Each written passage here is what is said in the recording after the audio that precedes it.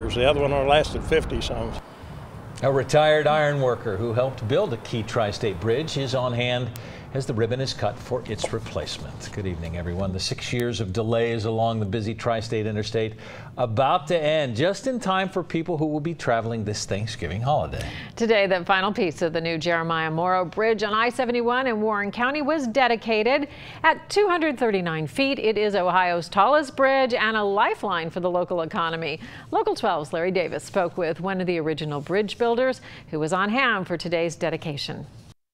It took 6 years and more than $88 million to complete this project. The original structure was built back in 1963, and one of the iron workers on that project was on hand for today's dedication.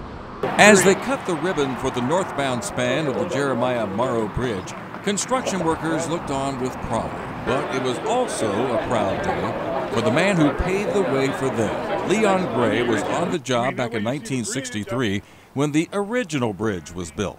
You know, the first few days I was nervous and afraid, and you get into the rhythm of things and it's really good.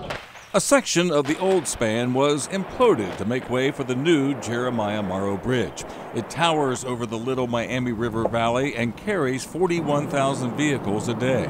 Just like today's iron workers, Leon Gray had to deal with heights. So I'd slide down from the top to the center. He'd let everything down to me. I'd put those bolts in and slide on down to the other side. But that was things I look back and think, boy, how did I do that? No, I said I could walk on a 4-inch beam, and now I have to touch the wall to walk around my bed at night. And you can imagine how cold it could get being so high up. And we'd have a real cold day, might be down around 0, and he'd say, buddy, we better make it today. Tomorrow might be worse. So we worked a lot of days when there wasn't very many people out there. That was more than 50 years ago. Today, the new span is ready for its first traffic. The old bridge, if you're ever on it, it shakes. There's always movement. This new bridge, you don't feel any movement at all. It's amazing how strong it is in the building the way it is.